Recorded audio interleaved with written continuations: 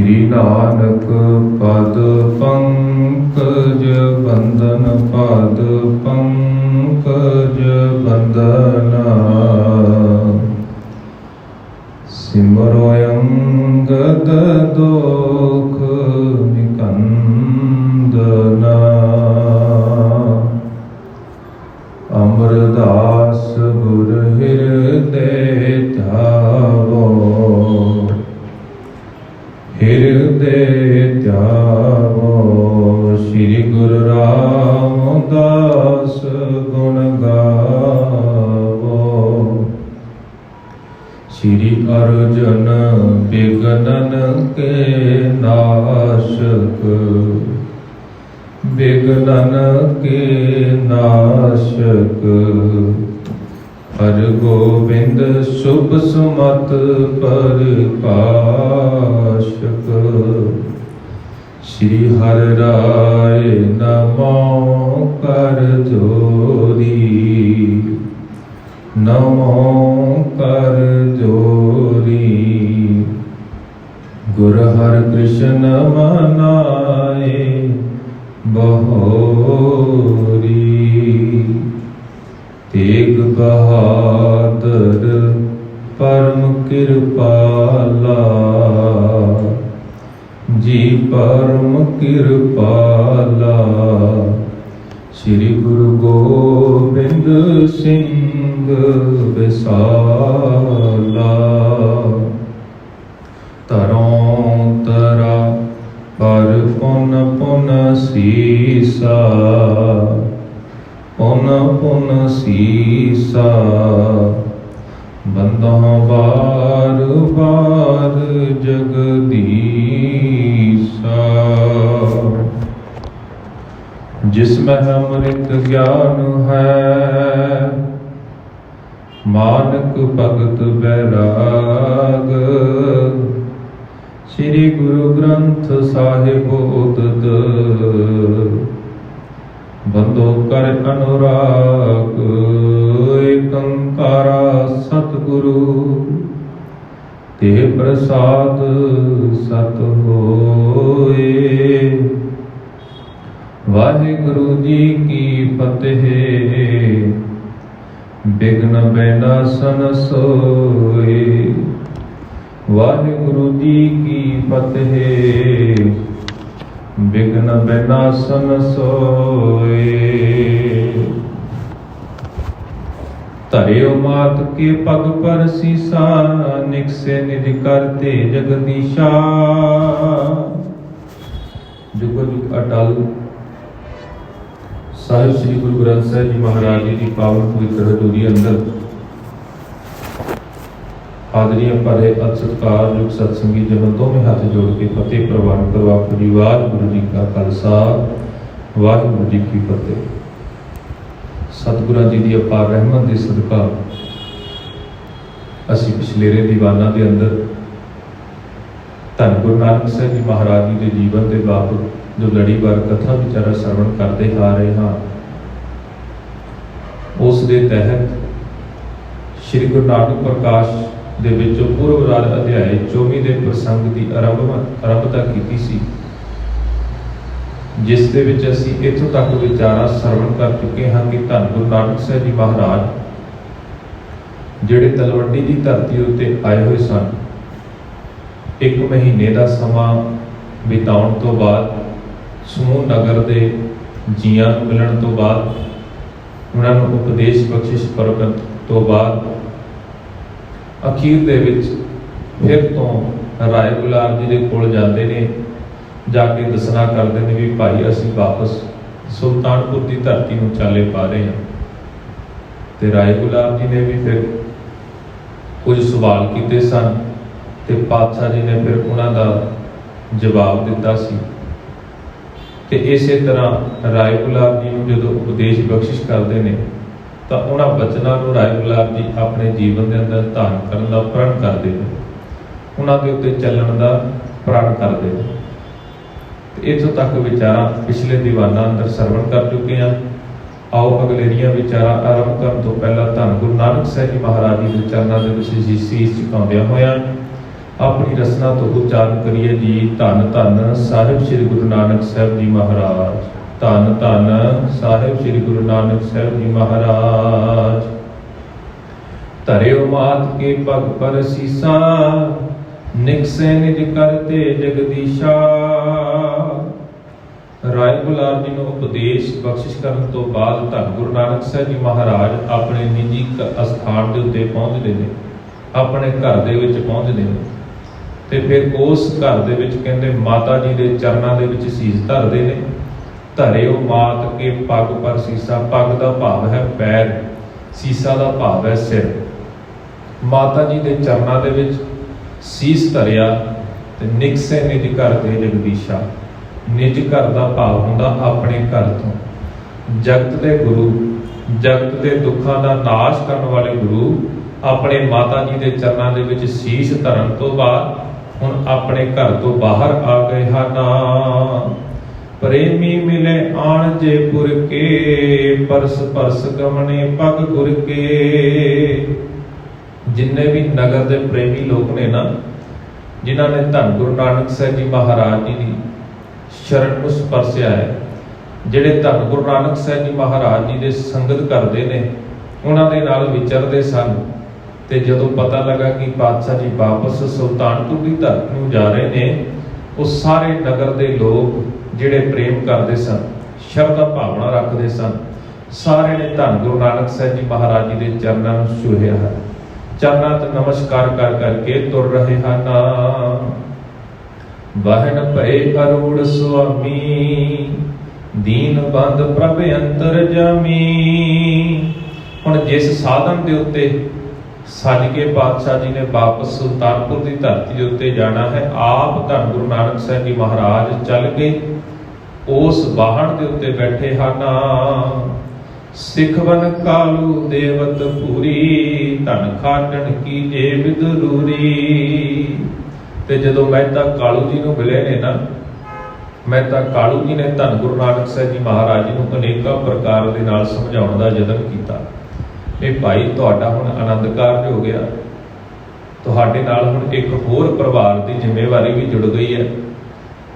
ਤੁਸੀਂ ਇਸੇ ਤਰ੍ਹਾਂ ਹੁਣ ਸਹਿਜ ਸੁਭਾਏ ਸੰਭਲ ਕੇ ਧਨ ਨੂੰ ਇਕੱਤਰਤ ਕਰਨਾ ਸ਼ੁਰੂ ਕਰਨਾ ਹੈ। ਤੁਹਾਡੇ ਉੱਤੇ ਜ਼ਿੰਮੇਵਾਰੀਆਂ ਵੱਧ ਗਈਆਂ ਨੇ, ਉਹਨਾਂ ਜ਼ਿੰਮੇਵਾਰੀਆਂ ਨੂੰ ਤੁਸੀਂ ਚੰਗੇ ਤਰੀਕੇ ਦੇ ਨਾਲ ਨਿਭਾਉਣਾ ਹੈ। ਜਿਵੇਂ ਅਕਸਰ ਹੀ ਮਾਂ-ਬਾਪ ਆਪਣੇ ਬੱਚਿਆਂ ਨੂੰ ਸਮਝਾਉਂਦੇ ਨੇ, ਇਸੇ ਤਰ੍ਹਾਂ ਮਹਿਤਾ ਕਾਲੂ ਜੀ ਨੇ ਵੀ ਆਪਣੇ ਪੁੱਤਰ ਨੂੰ ਸਮਝਾਉਣਾ ਕੀਤਾ ਅਨੇਕਾਂ ਤਰੀਕਿਆਂ ਦੇ ਨਾਲ। ਜਿੱਥੇ ਪਿਆਰ ਬਖਸ਼ਿਸ਼ ਕੀਤਾ, ਉੱਥੇ ਹੀ ਧੰਨ ਗੁਰੂ ਨਾਨਕ ਸਾਹਿਬ ਜੀ ਮਹਾਰਾਜ ਜੀ ਨੂੰ ਮਹਿਤਾ ਕਾਲੂ ਜੀ ਸਿੱਖਿਆ ਦਿੰਦੇ ਹਨ। ਜਾ ਵਿਦ ਨਾਨਾ ਜੁਗਤ ਉਚਰ ਕੈ, ਸਮਝਾਵਤ ਕਾਲੂ ਹਿਤ ਕਰ ਕੈ। ਕਹਿੰਦੇ ਇਸੇ ਤਰ੍ਹਾਂ ਮਹਿਤਾ ਕਾਲੂ ਜੀ ਨੇ ਕਈ ਪ੍ਰਕਾਰ ਦੀਆਂ ਜੁਗਤੀਆਂ ਦੱਸੀਆਂ ਧੰਨ ਗੁਰੂ ਨਾਨਕ ਸਾਹਿਬ ਜੀ ਮਹਾਰਾਜ ਜੀ ਨੂੰ, ਤੇ ਮਹਿਤਾ ਕਾਲੂ ਜੀ ਕਹਿੰਦੇ ਬੜੇ ਪਿਆਰ ਦੇ ਨਾਲ ਸਮਝਾਉਂਦੇ ਹਨ। ਰਾਬਰ ਪਾਖਤ ਬਚਨ ਜਥਾ ਜੀ, ਭਲਾ ਬਾਤ ਪਿਤ ਕਰੋ ਤਥਾ ਜੀ।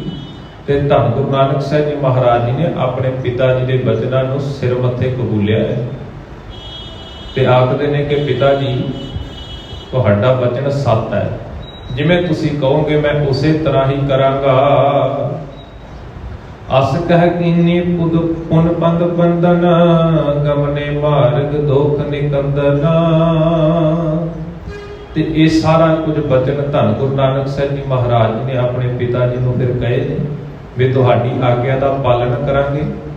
ਤੇ ਇੰਨੇ ਬਚਨ ਕਰਨ ਤੋਂ ਬਾਅਦ ਧੰਨ ਗੁਰੂ ਨਾਨਕ ਸਾਹਿਬ ਜੀ ਮਹਾਰਾਜ ਜੀ ਨੇ ਆਪਣੇ ਪਿਤਾ ਜੀ ਦੇ ਚਰਨਾਂ ਦੇ ਵਿੱਚ ਵੀ ਸੀਸ ਰੱਖਿਆ, ਨਮਸਕਾਰ ਕੀਤੀ ਹੈ ਤੇ ਫਿਰ ਹੁਣ ਉਸ ਰਾਸਤੇ ਵੱਲ ਨੂੰ ਪੈ ਗਏ ਹਨ। ਬੰਦ ਸੁਲਖਣੀ ਸਾਸੂ ਚਰਨਾ, ਮਿਲਤ ਸਨੇ ਸੰਗ ਕਰ ਕਰਨਾ। ਬੇਬੇ ਸੁਲਖਣੀ ਜੀ ਵੀ ਹੁਣ ਆਪਣੀ ਸੱਸ ਨੂੰ ਬੜੇ ਆਦਰ ਸਤਿਕਾਰ ਦੇ ਨਾਲ ਮਿਲਦੇ ਨੇ, ਚਰਨਾਂ ਦੇ ਵਿੱਚ ਬੰਦਨਾ ਕੀਤੀ ਹੈ। ਤੇ ਇਸੇ ਤਰ੍ਹਾਂ ਹੁਣ ਬੇਬੇ ਸੁਲਖਣੀ ਜੀ ਨੂੰ ਵੀ ਅਨੇਕਾਂ ਤਰੀਕਿਆਂ ਦੇ ਨਾਲ ਬੜਾ ਪਿਆਰ ਬਖਸ਼ਿਸ਼ ਕੀਤਾ ਹੈ। ਦਈ ਆਸ਼ਿਕਾ ਚਿਤ ਹਿਤਕਾਰੀ, ਸਦਾ ਸੁਭਾਗ ਸਹਿਤ ਸੁਖ ਭਾਰੀ। ਤੇ ਇਸੇ ਤਰ੍ਹਾਂ ਬੜੇ ਪਿਆਰ ਦੇ ਨਾਲ ਅਸੀਸਾਂ ਦਿੱਤੀਆਂ ਨੇ ਤੇ ਆਖਿਆ ਹੈ ਸਦਾ ਸੁਹਾਗਣ ਰਹੋ। ਵੱਡਾ ਸੁਖ ਪ੍ਰਾਪਤ ਕਰੋ। ਭਾਗਵਾਨ ਸੁਤ ਕੀ ਹਵੈ ਮਾਤਾ, ਪਤ ਕੀ ਪ੍ਰੀਤ ਰਹਿ ਸਭ ਭਗਤਾ। ਕਹਿੰਦੇ ਮੈਂ ਭਾਗਾਂ ਵਾਲੀ ਹਾਂ। ਮਾਤਾ ਤ੍ਰਿਪਤਾ ਜੀ ਆਖਦੇ ਨੇ, ਕਹਿੰਦੇ ਮੈਂ ਵੱਡਿਆਂ ਭਾਗਾਂ ਵਾਲੀ ਹਾਂ ਕਿ ਮੇਰੇ ਘਰ ਦੇ ਵਿੱਚ ਇਹੋ ਜਿਹਾ ਪੁੱਤਰ ਜਨਮਿਆ ਹੈ। ਮੇਰੇ ਵੱਡੇ ਭਾਗ ਨੇ, ਮੈਂ ਭਾਗਵਾਨ ਹਾਂ ਕਿ ਇਸ ਪੁੱਤਰ ਦੀ ਮੈਂ ਮਾਂ ਹਾਂ। ਕਹਿੰਦੇ ਪਤੀ ਦੀ ਪ੍ਰੀਤ ਸਦਾ ਤੁਹਾਡੇ ਮਨ ਦੇ ਵਿੱਚ ਵਸੀ ਰਵੇ, ਹਰ ਭਾਂਤ ਦੇ ਨਾਲ ਤੁਹਾਡਾ ਜਿਹੜਾ ਮੇਲ ਹੈ ਉਹ ਬਣਿਆ ਰਹੇ। ਚੜ ਡੋਰੇ ਗਮਨੀ ਮਗ ਮਾਹੀ, ਦੋਹ ਦਿਸ਼ ਵਿਸਰਨ ਜਿਨ ਹਿਤ ਨਾਹੀ। ਤੇ ਕਹਿੰਦੇ ਫਿਰ ਇਸੇ ਤਰ੍ਹਾਂ ਡੋਲੇ ਦੇ ਵਿੱਚ ਬੈਠ ਕੇ ਆਪਣੇ ਪਤੀ ਦੇ ਨਾਲ ਬੇਬੇ ਸੁਲੱਖਣੀ ਜੀ ਚੱਲ ਗਏ ਨੇ। ਪਤੀ ਨਾਲੋਂ ਵਿਛੜਨਾ ਕਹਿੰਦੇ ਜਿਨ੍ਹਾਂ ਦੇ ਹਿੱਤ ਦੇ ਵਿੱਚ ਵੀ ਨਹੀਂ, ਜਿਨ੍ਹਾਂ ਨੇ ਮਨ ਦੇ ਵਿੱਚ ਕਦੇ ਸੋਚਿਆ ਵੀ ਨਹੀਂ ਨਾ ਕਦੇ ਵਿਛੋੜਾ ਹੋਵੇਗਾ। ਤੇ ਮਾਤਾ ਜੀ ਇਸੇ ਤਰ੍ਹਾਂ ਅਸੀਸਾਂ ਬਖਸ਼ਦੇ ਨੇ ਤੇ ਬੇਬੇ ਸੁਲੱਖਣੀ ਜੀ ਆਪਣੇ ਪਤੀ ਦੇ ਨਾਲ ਹੁਣ ਫਿਰ ਸੁਲਤਾਨਪੁਰ ਦੀ ਧਰਤੀ ਨੂੰ ਚਾਲੇ ਪਾ ਗਏ ਹਨ। ਕ੍ਰਮ ਕ੍ਰਮ ਪਹੁੰਚੇ ਪੁਰ ਸੁਲਤਾਨਾ, ਦੀਨ ਦਾਨ ਦਾਤਿਆ ਨਿਧਾਨਾ। ਤੇ ਇਸੇ ਤਰ੍ਹਾਂ ਕਹਿੰਦੇ ਹੌਲੀ ਹੌਲੀ ਪੈਂਡਾ ਤੈਅ ਕਰਦੇ ਹੋਏ ਸੁਲਤਾਨਪੁਰ ਦੀ ਧਰਤੀ ਦੇ ਉੱਤੇ ਪਹੁੰਚ ਗਏ ਨੇ। ਦੀਨ ਦਾਨ ਭਾਵ ਗਰੀਬਾਂ ਨੂੰ ਦਾਨ ਦੇਣ ਵਾਲਾ, ਦਾ ਦਇਆ ਨਿਧਾਨਾ। ਕਹਿੰਦੇ ਜਿਹੜੇ ਗਰੀਬਾਂ ਨੂੰ ਦਾਨ ਦੇਣ ਵਾਲਾ, ਦਇਆ ਨਿਧਾਨਾ ਦਾ ਭਾਵ ਹੈ ਵੱਡਾ ਖਜ਼ਾਨਾ ਹੈ। ਧੰਨ ਗੁਰੂ ਨਾਨਕ ਸਾਹਿਬ ਜੀ ਮਹਾਰਾਜ ਜਿਹੜੇ ਦਾਤਾ ਬਖਸ਼ਿਸ਼ ਕਰਦੇ ਨੇ ਨਾ, ਜਿਨ੍ਹਾਂ ਦੇ ਕੋਲ ਬਿਰਧ ਭੰਡਾਰੇ ਨੇ, ਸੁਲਤਾਨਪੁਰ ਦੀ ਧਰਤੀ ਦੇ ਉੱਤੇ ਪਹੁੰਚ ਗਏ ਹਨ। ਚੋਪਈ ਤਾਮ ਜਾ ਰਾਮ ਨਾਨਕੀ ਦੋ, ਬਦਨ ਵਿਲੋਕਤ ਹਰ ਖੇਸੋ। ਤੇ ਇਸੇ ਤਰ੍ਹਾਂ ਜੈ ਰਾਮ ਜੀ ਤੇ ਬੇਬੇ ਨਾਨਕੀ ਜੀ ਦੇ ਘਰ ਪਹੁੰਚ ਗਏ ਨੇ ਬੇਬੇ ਸੁਲੱਖਣੀ ਜੀ ਤੇ ਧੰਨ ਗੁਰੂ ਨਾਨਕ ਸਾਹਿਬ ਜੀ ਮਹਾਰਾਜ।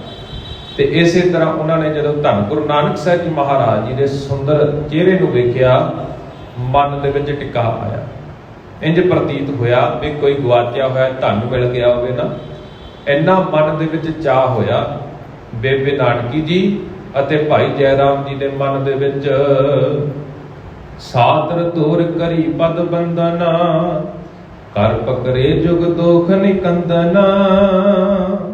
ਤੇ ਇਸੇ ਤਰ੍ਹਾਂ ਹੁਣ ਜਿਹੜੇ ਧੰਨ ਗੁਰੂ ਨਾਨਕ ਸਾਹਿਬ ਜੀ ਮਹਾਰਾਜ ਜੀ ਦੀ ਮਹਿਮਾ ਨੂੰ ਚੰਗੀ ਤਰ੍ਹਾਂ ਜਾਣਦੇ ਨੇ ਭਾਈ ਜੈ ਰਾਮ ਜੀ ਤੇ ਬੇਬੇ ਨਾਨਕੀ ਜੀ, ਗਾਹੇ ਬਗਾਹੇ ਜੋ ਕੁਝ ਵੀ ਧੰਨ ਗੁਰੂ ਨਾਨਕ ਸਾਹਿਬ ਜੀ ਮਹਾਰਾਜ ਜੀ ਨੇ ਕਲਾ ਵਰਤਾਈ, ਕੌਤਕ ਵਰਤਾਏ ਨੇ, ਤੇ ਉਹਨਾਂ ਨੂੰ ਕੌਤਕਾਂ ਨੂੰ ਵੇਖਦਿਆਂ ਬੇਬੇ ਨਾਨਕੀ ਜੀ ਤੇ ਭਾਈ ਜੈ ਰਾਮ ਜੀ ਦੀ ਧੰਨ ਗੁਰੂ ਨਾਨਕ ਸਾਹਿਬ ਜੀ ਮਹਾਰਾਜ ਜੀ ਦੇ ਪ੍ਰਤੀ ਸ਼ਰਧਾ ਭਾਵਨਾ ਦਿਨੋਂ ਦਿਨ ਵੱਧਦੀ ਗਈ।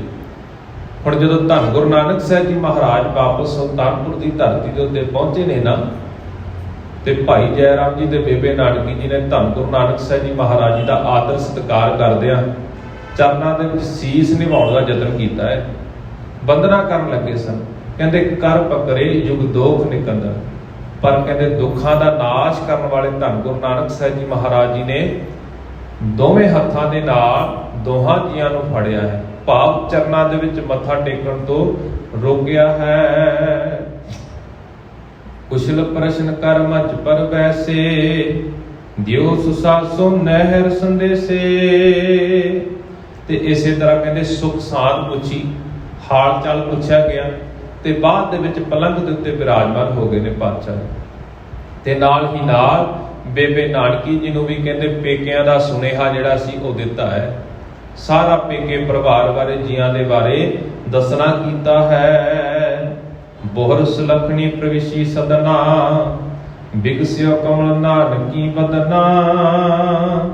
ਤੇ ਇਸੇ ਤਰ੍ਹਾਂ ਕਿਤੇ ਧੰਨ ਗੁਰੂ ਨਾਨਕ ਸਾਹਿਬ ਜੀ ਮਹਾਰਾਜ ਜੀ ਦੇ ਨਾਲ ਮਾਤਾ ਸੁਲੱਖਣੀ ਜੀ ਵੀ ਜਿਹੜੇ ਤਲਵੰਡੀ ਤੋਂ ਆਏ ਸਨ ਨਾ, ਉਹ ਵੀ ਨਾਲ ਹੀ ਜਦੋਂ ਘਰ ਦੇ ਵਿੱਚ ਪ੍ਰਵੇਸ਼ ਕੀਤੇ ਨੇ ਨਾ, ਤੇ ਉਹਨਾਂ ਨੂੰ ਵੇਖ ਕੇ ਵੀ ਕਹਿੰਦੇ ਬੇਬੇ ਨਾਨਕੀ ਜੀ ਦਾ ਮੁਖੜਾ ਇਸ ਤਰ੍ਹਾਂ ਖਿੜ ਗਿਆ ਜਿਵੇਂ ਕਮਲ ਫੁੱਲ ਖਿੜਿਆ ਹੋਵੇ। ਜਿਵੇਂ ਸਵੇਰ ਹੁੰਦੀ ਹੈ ਨਾ, ਸੂਰਜ ਚੜ੍ਹਦਾ ਹੈ ਤੇ ਕਮਲ ਦਾ ਫੁੱਲ ਖਿੜਦਾ ਹੈ ਨਾ, ਬੇਬੇ ਨਾਨਕੀ ਜੀ ਨੇ ਵੀ ਜਦੋਂ ਬੇਬੇ ਸੁਲੱਖਣੀ ਜੀ ਦੇ ਦਰਸ਼ਨ ਕੀਤੇ ਨੇ ਤੇ ਬੇਬੇ ਨਾਨਕੀ ਜੀ ਦਾ ਵੀ ਚਿਹਰਾ ਇਸ ਤਰ੍ਹਾਂ ਖਿੜ ਗਿਆ ਹੈ। ਬੰਧਨ ਕਰਤ ਲੀਨ ਕਰ ਲਾਈ, ਜਨਮ ਰੰਗ ਜਿਉ ਨਵ ਨਿਤ ਪਾਈ। ਇਸੇ ਤਰ੍ਹਾਂ ਕਹਿੰਦੇ ਜਦੋਂ ਹੁਣ ਮਾਤਾ ਸੁਲੱਖਣੀ ਜੀ ਨੇ ਬੰਦਨਾ ਕੀਤੀ ਨਾ, ਬੇਬੇ ਨਾਨਕੀ ਜੀ ਨੇ ਉਹਨਾਂ ਨੂੰ ਬਾਹਾਂ ਤੋਂ ਫੜ ਕੇ ਆਪਣੇ ਗਲ ਨਾਲ ਲਾ ਲਿਆ। ਆਪਣੇ ਗਲ ਨਾਲ ਲਾ ਕੇ ਅਥਾਹ ਪਿਆਰ ਬਖਸ਼ਿਆ ਹੈ। ਪੀੜਾ ਸੁੰਦਰ ਸਦਨ ਡਸਾਵਾ, ਤਾ ਪਰ ਕਲਪਾ ਰੁਚਰ ਵਸਾਵਾ। ਕਹਿੰਦੇ ਜਿਵੇਂ ਕਿਸੇ ਜਨਮਾਂ ਦੇ ਕੰਗਾਲ ਨੂੰ 9 ਨਿਧੀਆਂ ਦਾ ਖਜ਼ਾਨਾ ਮਿਲ ਗਿਆ ਹੋਵੇ ਨਾ, ਜਿਵੇਂ ਪਹਿਲੇ ਵਚਨ ਕੀਤੇ ਨੇ ਵੀ ਕਿਸੇ ਨੂੰ ਗਵਾਚਿਆ ਹੋਇਆ ਧਨ ਮਿਲ ਗਿਆ ਹੋਵੇ, ਕੋਈ ਗਰੀਬ ਹੋਵੇ ਤੇ ਉਹਨੂੰ ਇੰਨਾ ਧਨ ਮਿਲ ਜਾਵੇ ਵੀ ਉਹਦੀ ਗਰੀਬੀ ਇੱਕੋ ਵਾਰ ਕੱਟੀ ਜਾਵੇ ਨਾ, ਇਸੇ ਤਰ੍ਹਾਂ ਜਦੋਂ ਆਪਸ ਦੇ ਵਿੱਚ ਮਿਲਦੇ ਨੇ ਨਾ, ਦੋਹਾਂ ਪਾਸਿਆਂ ਦੀ ਹਾਲਤ ਇਹੋ ਜਿਹੀ ਸੀ, ਆਪਸ ਦੇ ਵਿੱਚ ਬੜਾ ਪਿਆਰ ਹੈ, ਬੜਾ ਆਦਰ ਸਤਿਕਾਰ ਕਰਦੇ ਨੇ। ਤੇ ਹੁਣ ਕਹਿੰਦੇ ਜਦੋਂ ਬੇਬੇ ਨਾਨਕੀ ਜੀ ਨੇ ਬੇਬੇ ਸੁਲੱਖਣੀ ਜੀ ਨੂੰ ਆਪਣੇ ਗਲ ਨਾਲ ਲਾਇਆ, ਇੰਜ ਪ੍ਰਤੀਤ ਹੋਇਆ ਵੀ ਉਹਨਾਂ ਨੂੰ ਆਪਣੇ ਕਲਾਵੇ ਦੇ ਵਿੱਚ ਲੈਣ ਦੇ ਨਾਲ ਉਹਨਾਂ ਦੀਆਂ ਸਾਰੀਆਂ ਪੀੜਾਂ ਦੂਰ ਹੋ ਗਈਆਂ, ਸਾਰੇ ਦੁੱਖ ਕੱਟੇ ਗਏ ਹੁਣ। ਤੇ ਇਸੇ ਤਰ੍ਹਾਂ ਕਹਿੰਦੇ ਤਾ ਪਰ ਕਲਪਾ ਰੁਚਰ ਵਸਾਵਾ, ਉਸ ਉੱਤੇ ਮਾਤਾ ਸੁਲੱਖਣੀ ਜੀ ਨੂੰ ਚੰਗੀ ਤਰ੍ਹਾਂ ਬਿਠਾਇਆ। ਹੁਣ ਪਲੰਘ ਵਿਛਾਇਆ ਗਿਆ, ਪਲੰਘ ਦੇ ਉੱਤੇ ਬਿਰਾਜਮਾਨ ਕੀਤਾ ਗਿਆ ਹੈ। ਸੁਣਿਆ ਸ੍ਰੀ ਅੰਗਦ ਕਹਿ ਬਾਲਾ, ਹਉ ਸੁਣ ਸੁਧ ਆਪਣ ਤਤਕਾਲਾ। ਭਾਈ ਬਾਲਾ ਜੀ ਗੁਰੂ ਅੰਗਦ ਸਾਹਿਬ ਜੀ ਮਹਾਰਾਜ ਜੀ ਨੂੰ ਆਖਦੇ ਨੇ, ਪਾਤਸ਼ਾਹ ਜੀ ਮੈਨੂੰ ਤਾਂ ਕੰਮਕਾਜ ਹੱਟੀ ਦਾ ਸੌਂਪਿਆ ਸੀ, ਮੈਂ ਤਾਂ ਮੋਦੀਖਾਨਾ ਚਲਾ ਰਿਹਾ ਸਾਂ, ਤੇ ਜਦੋਂ ਮੈਨੂੰ ਪਤਾ ਲੱਗਾ ਕਿ ਪਾਤਸ਼ਾਹ ਜੀ ਵਾਪਸ ਸੁਲਤਾਨਪੁਰ ਦੀ ਧਰਤੀ ਦੇ ਉੱਤੇ ਆਏ ਨੇ ਨਾ, ਕਹਿੰਦੇ ਮੈਂ ਜਦ ਹੱਟੀ ਦੇ ਉੱਤੇ ਇਹ ਖਬਰ ਪ੍ਰਾਪਤ ਕੀਤੀ, ਕਹਿੰਦੇ ਮੈਂ ਉਸੇ ਵੇਲੇ ਤੁਰੰਤ ਹੀ ਗਮਨਿਓ ਜਹ ਵੈਸੇ ਗਤ ਦਾਈ, ਦਰਸ ਹਿਰਦੇ ਲਾਲਸ ਅਧਿਕਾਈ। ਤੇ ਕਹਿੰਦੇ ਤੁਰੰਤ ਹੀ ਉਸੇ ਵੇਲੇ ਉਸ ਅਸਥਾਨ ਦੇ ਉੱਤੇ ਪਹੁੰਚ ਗਿਆ ਜਿੱਥੇ ਧੰਨ ਗੁਰੂ ਨਾਨਕ ਸਾਹਿਬ ਜੀ ਮਹਾਰਾਜ ਵਿਰਾਜਮਾਨ ਹੋਏ ਸਨ। ਕਹਿੰਦੇ ਮੇਰੇ ਮਨ ਦੇ ਵਿੱਚ ਦਰਸ਼ਨਾਂ ਦੀ ਜਿਹੜੀ ਪਿਆਸ ਲੱਗੀ ਹੋਈ ਸੀ ਨਾ, ਜਿਹੜੀ ਦਰਸ਼ਨਾਂ ਦੀ ਤਾਂਘ ਸੀ, ਉਹ ਵੀ ਖਤਮ ਹੋਈ ਹੈ। ਜਬੈ ਬਿਲੋਕੇ ਬੇਦੀ ਨੰਦਨਾ, ਪਦ ਅਰਬਿੰਦੇ ਕੀਨੀ ਬੰਦਨਾ। ਤੇ ਭਾਈ ਬਾਲਾ ਜੀ ਆਖਦੇ ਜਦੋਂ ਮੈਂ ਬੇਦੀ ਕੁਲ ਦੇ ਪੁੱਤਰ ਨੂੰ ਦੇਖਿਆ ਨਾ, ਧੰਨ ਗੁਰੂ ਨਾਨਕ ਸਾਹਿਬ ਜੀ ਮਹਾਰਾਜ ਜੀ ਦੇ ਦਰਸ਼ਨ ਕੀਤੇ ਨੇ, ਤਾਂ ਕਹਿੰਦੇ ਮੈਂ ਉਹਨਾਂ ਦੇ ਚਰਨਾਂ ਕਮਲਾਂ ਦੇ ਵਿੱਚ ਬੰਦਨਾ ਕੀਤੀ ਹੈ।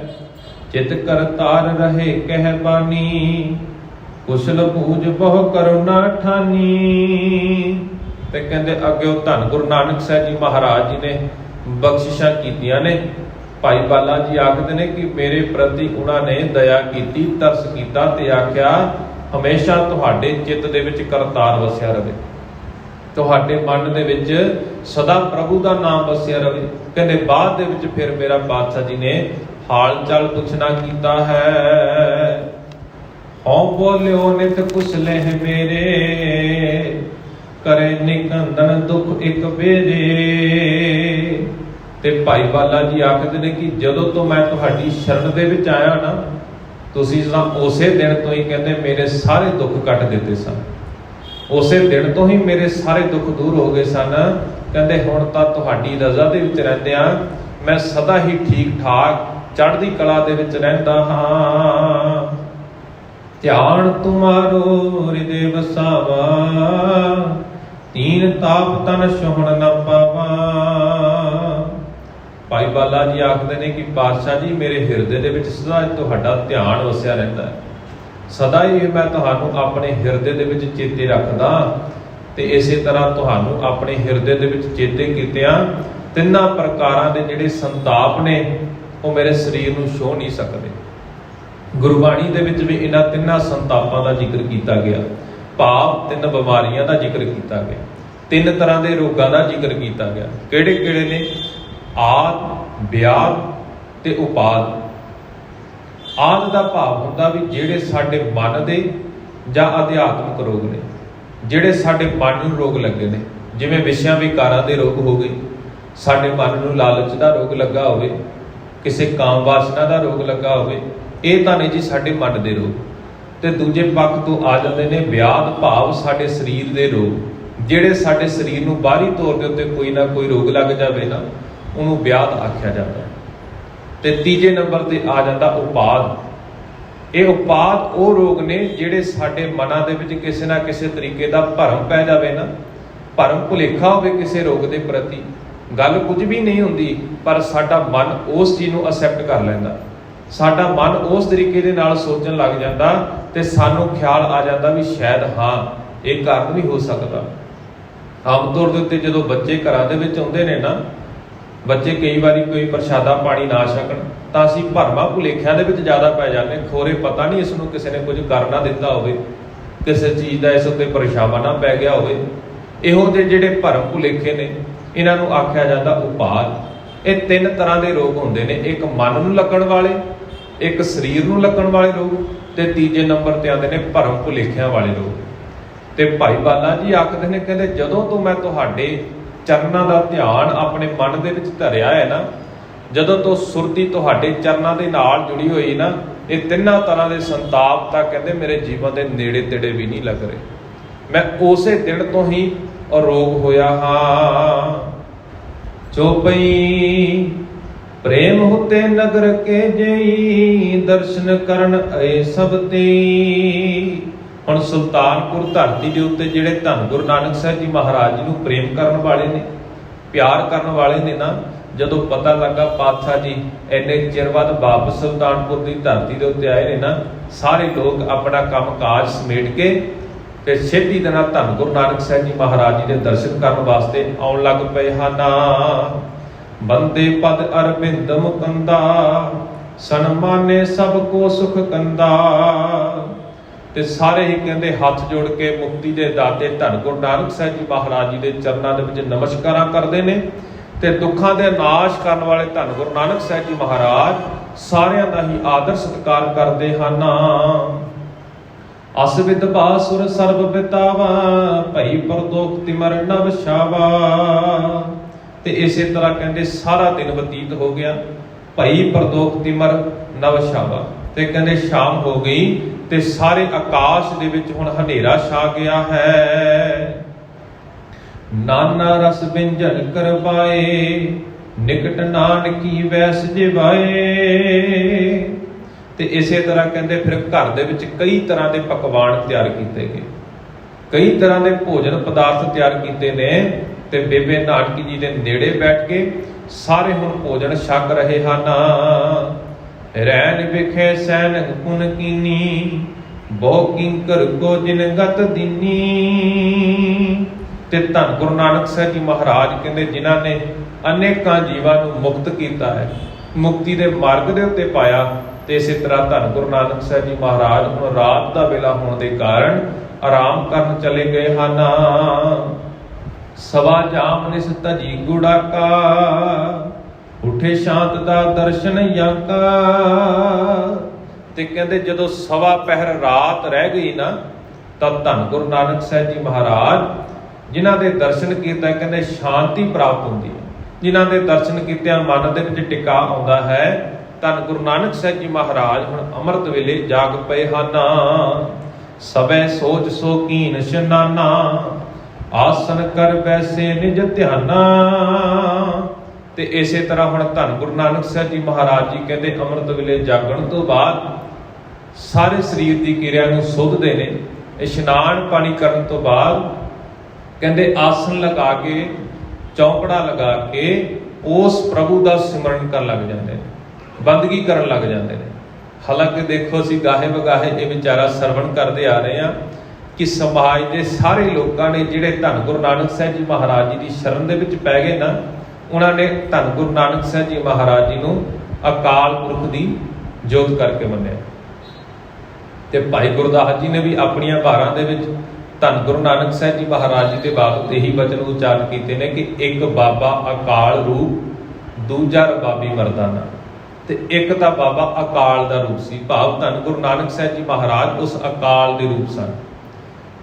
ਤੇ ਇਸੇ ਤਰ੍ਹਾਂ ਹੁਣ ਜੇਕਰ ਅਸੀਂ ਦੇਖੀਏ ਤਾਂ ਜਿਨ੍ਹਾਂ ਨੂੰ ਦੁਨੀਆ ਦੇ ਲੋਕ, ਸਮਾਜ ਸਾਰਾ ਇਹ ਕੁਝ ਆਪਣੇ ਮਨ ਦੇ ਵਿੱਚ ਧਾਰਨ ਕਰੀ ਬੈਠਾ, ਤੇ ਅਕਾਲ ਪੁਰਖ ਪ੍ਰਭੂ ਪਰਮਾਤਮਾ ਆਪ ਸਰੀਰਕ ਜਾਮੇ ਦੇ ਵਿੱਚ ਧੰਨ ਗੁਰੂ ਨਾਨਕ ਸਾਹਿਬ ਜੀ ਮਹਾਰਾਜ ਜੀ ਦੇ ਜਰੀਏ ਪ੍ਰਗਟ ਹੋਇਆ ਹੈ। ਪਰ ਧੰਨ ਗੁਰੂ ਨਾਨਕ ਸਾਹਿਬ ਜੀ ਮਹਾਰਾਜ ਜਦੋਂ ਕਿਤੇ ਵੀ ਪ੍ਰਸੰਗ ਦੇ ਵਿੱਚ ਵਿਚਾਰ ਸਰਵਣ ਕਰਦੇ ਆ, ਗਾਹੇ ਬਗਾਹੇ ਸਾਨੂੰ ਇਹ ਵਿਚਾਰਾਂ ਸਰਵਣ ਕਰਨ ਨੂੰ ਮਿਲਦੀਆਂ ਨੇ ਕਿ ਧੰਨ ਗੁਰੂ ਨਾਨਕ ਸਾਹਿਬ ਜੀ ਮਹਾਰਾਜ ਆਪ ਉਸ ਅਕਾਲ ਪੁਰਖ ਦਾ ਰੂਪ ਹੋਣ ਦੇ ਬਾਵਜੂਦ ਵੀ ਫਿਰ ਵੀ ਸਿਮਰਨ ਬੰਦਗੀ ਕਰਨੀ ਨਹੀਂ ਛੱਡੀ, ਫਿਰ ਵੀ ਹਮੇਸ਼ਾ ਉਸ ਅਕਾਲ ਪੁਰਖ ਦੇ ਪ੍ਰਤੀ ਧਿਆਨ ਲਗਾਈ ਰੱਖਦੇ ਨੇ। ਤੇ ਜੇਕਰ ਧੰਨ ਗੁਰੂ ਨਾਨਕ ਸਾਹਿਬ ਜੀ ਮਹਾਰਾਜ ਇਹ ਕਾਰਜ ਕਰਦੇ ਨੇ, ਆਪਣਾ ਰੋਜ਼ਾਨਾ ਦਾ ਨੇਮ ਨਿਭਾਉਂਦੇ ਨੇ, ਤਾਂ ਵਾਕਈ ਇਹ ਕਾਰਜ ਬਹੁਤ ਜ਼ਰੂਰੀ ਹੋਵੇਗਾ ਸਾਡੇ ਜੀਵਨ ਦੇ ਲਈ। ਸਾਡੇ ਜੀਵਨ ਦਾ ਇੱਕ ਹਿੱਸਾ ਹੈ ਜਿਹੜਾ 10 ਜਾਮਿਆਂ ਦੇ ਵਿੱਚ ਵੀ ਅਸੀਂ ਗਾਹੇ ਵਗਾਹੇ ਇਤਿਹਾਸ ਦੇ ਵਿੱਚ ਅਨੇਕਾਂ ਇਹੋ ਜਿਹੇ ਪੱਖ ਅਸੀਂ ਸਾਂਝੇ ਵੀ ਕਰਦੇ ਹਾਂ। ਗੁਰੂ ਗੋਬਿੰਦ ਸਿੰਘ ਜੀ ਮਹਾਰਾਜ ਜੀ ਦੇ ਵੇਲੇ ਵੀ ਅਸੀਂ ਪ੍ਰਸੰਗ ਸਰਵਣ ਕਰਦੇ ਹਾਂ ਕਿ ਜਦੋਂ ਸਰਸਾ ਨਦੀ ਦੇ ਕੰਢੇ ਦੇ ਉੱਤੇ ਪਰਿਵਾਰ ਦਾ ਵਿਛੋੜਾ ਪੈਂਦਾ ਹੈ, ਸਰਸਾ ਨਦੀ ਚੜ੍ਹ ਕੇ ਆਈ ਹੋਈ ਹੈ ਤੇ ਅੰਮ੍ਰਿਤ ਵੇਲਾ ਤੇ ਧੰਨ ਗੁਰੂ ਗੋਬਿੰਦ ਸਿੰਘ ਜੀ ਮਹਾਰਾਜ ਉਸ ਸਮੇਂ ਵੀ ਪਰਿਵਾਰ ਦੇ ਸਮੇਤ ਉਸ ਅਸਥਾਨ ਦੇ ਉੱਤੇ ਆਸਣ ਲਗਾ ਕੇ ਆਪਣਾ ਨਿਤਨੇਮ ਦਾ ਜਿਹੜਾ ਕਾਰਜ ਹੈ ਉਹ ਸੰਪੂਰਨ ਕਰਦੇ ਨੇ। ਹਾਲਾਂਕਿ ਪਿੱਛੋਂ ਬੈਰੀ ਦਲ ਵੀ ਚੜ੍ਹ ਕੇ ਆ ਰਿਹਾ। ਜੋ ਕੁਝ ਵੀ 10 ਜਾਮਿਆਂ ਦੇ ਵਿੱਚ ਪਾਤਸ਼ਾਹ ਜੀ ਨੇ ਸਾਨੂੰ ਸਮਝਾਉਣਾ ਕੀਤਾ ਨਾ, ਉਹਨਾਂ ਕਾਰਜਾਂ ਦੇ ਵਿੱਚ ਸਭ ਤੋਂ ਮੁੱਖ ਕਾਰਜ ਇਹ ਵੀ ਸੀ ਵੀ ਹਰੇਕ ਸਿੱਖ ਨੂੰ ਆਪਣੀ ਜ਼ਿੰਦਗੀ ਦੇ ਵਿੱਚ ਨਿਤਨੇਮ ਕਰਨਾ ਚਾਹੀਦਾ ਹੈ ਤੇ ਨਾਲ ਹੀ ਨਾਲ ਉਸ ਅਕਾਲ ਪ੍ਰਭੂ ਪਰਮਾਤਮਾ ਦੀ ਬੰਦਗੀ ਕਰਨੀ ਚਾਹੀਦੀ, ਸਿਮਰਨ ਕਰਨਾ ਚਾਹੀਦਾ। ਅਸੀਂ ਵੀ ਯਤਨ ਕਰੀਏ ਜਿੰਨਾ ਵੀ ਸਮਾਂ ਸਾਨੂੰ ਮਿਲਦਾ ਹੈ ਜਾਂ ਜਿੰਨਾ ਵੀ ਕਾਰਜ ਗੁਰੂ ਆਪ ਕਰਵਾ ਲਵੇ, ਸਾਨੂੰ ਵੀ ਆਪਣੀ ਸੁਰਤੀ ਬਿਰਤੀ ਇਕਾਗਰ ਕਰਕੇ ਉਸ ਪ੍ਰਭੂ ਦੇ ਨਾਮ ਦਾ ਜਾਪ ਕਰਨਾ ਚਾਹੀਦਾ ਜਿਹਨੇ ਸਾਨੂੰ ਸਵਾਸ ਸਾਨੂੰ ਬਖਸ਼ਿਆ ਹੈ, ਜਿਹਨੇ ਅਨੇਕਾਂ ਦਾਤਾਂ ਬਖਸ਼ੀਆਂ ਨੇ।